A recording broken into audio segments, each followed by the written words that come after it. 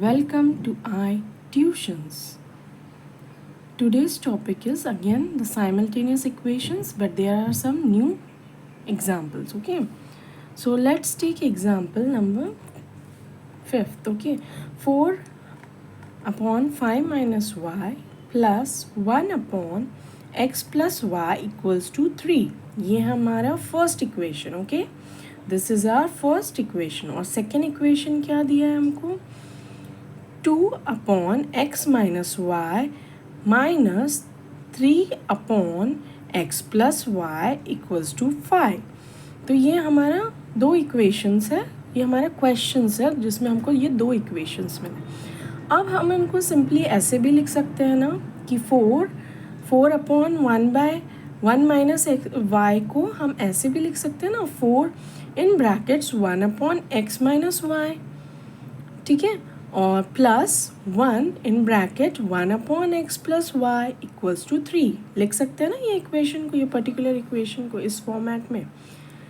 Right, in the similar manner second equation को भी हम सिंप्लीफाई करके इस तरीके से लिख सकते हैं. 2 in bracket 1 upon x minus y minus 3 in bracket 1 upon x plus y equals to 5. This is equation 2. Okay, so now you see कि x 1 upon x minus y और 1 upon x plus y दोनों equation में same है. Right, तो हम इसको replace कर सकते हैं. सो रिप्लेसिंग, क्योंकि ये हमको सॉल्व करना है, ये कॉम्प्लेक्स प्रोसीजर को हम सिंप्लीफाई करने के लिए हम रिप्लेस कर रहे हैं उसको एक न्यू नेम से. So 1 upon x minus y को रिप्लेस करेंगे ए से. Right, and 1 upon x plus y को हम रिप्लेस करेंगे बी से. तो ये जो हमारी फर्स्ट इक्वेशन है, अगर इसमें 1 अपॉन एक्स माइनस वाई को हम ए से रिप्लेस करेंगे तो हमारे पास बन जाएगा 4a प्लस बी, क्योंकि यहाँ पे ये कोएफिशिएंट 1 है तो means 1b which is as good as you can write as b only. ठीक है, हाँ, equals to 3. Then second equation में हम अगर इसको रिप्लेस करेंगे तो हमें मिलेगा 2a. ये सेकेंड इक्वेशन है, 2a minus 3b equals to 5. Okay, तो हमको इक्वेशंस मिली जिसमें हमने 1 अपॉन एक्स माइनस वाई को a से सब्सटीट्यूट किया और 1 अपॉन एक्स प्लस वाई को b से सब्सटीट्यूट किया, और हमारे पास दो न्यू इक्वेशन आ गए क्योंकि हमने उसका नेम अभी चेंज किया. फर्स्ट इक्वेशन को हम थर्ड बुला रहे हैं, सेकेंड इक्वेशन को हमने फोर्थ इक्वेशन नेम दे दिया.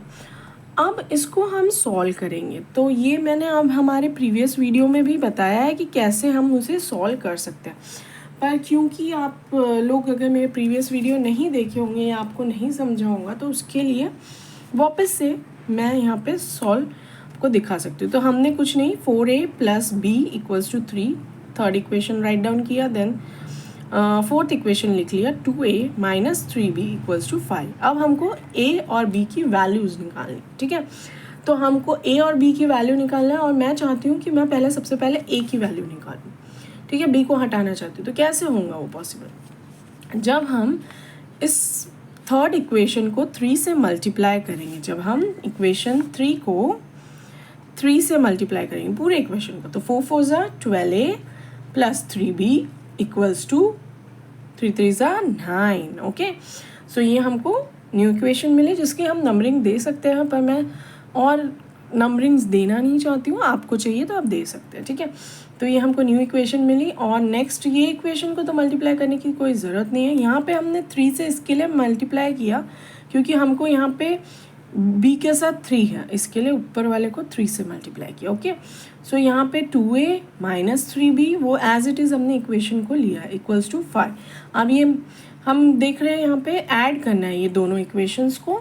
तो यहाँ पे देख रहे हैं हम 12a plus 2a equals to 14a. Okay, 12a plus 2a is 14 है, और plus 3b minus 3b cancel out, है ना, नथिंग, 0. ओके, फिर 9 प्लस 5 14. ओके, सो a की वैल्यू हमें क्या मिली? 1. ओके, एंड अगर हम ये a की वैल्यू इक्वेशन 3 में पुट ऑन करेंगे तो what we will get? 4 into 1 plus b equals to 3. So we will get 4 plus b equals to 3. b is equals to 3 minus 4. b is equals to minus 1. So we will get a is equals to 1, b is minus 1. ठीक है, यही हमें यहाँ पे भी मिला है. Okay, a is equals to 1, b is equals to minus 1. मैंने आपको बस ये सॉल्व करके दिखाया कि ये कैसे सॉल्व कर सकते हैं. आपको चाहिए तो ये पेपर का स्क्रीनशॉट ले लीजिए. ठीक है, वीडियो को पॉज कीजिए, स्क्रीनशॉट ले लीजिए और आप इसे ट्राई कीजिए खुद भी सॉल्व करने का. ठीक है, और इस टाइप से दूसरे क्वेश्चंस को भी आप सॉल्व कर सकते हैं ट्राई.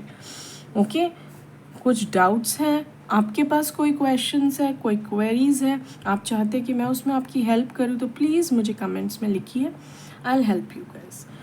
देन तो हमें ये पता है कि हमने एक को तो रिप्लेस किया था 1/x minus y is equals to a. तो हम ये यहाँ पे अभी मेंशन करेंगे. तो हमें वैल्यू निकालनी है x और y की, राइट, क्योंकि ये साइमल्टेनियस इक्वेशन है. हम तो x और y की वैल्यू निकालना चाहते थे.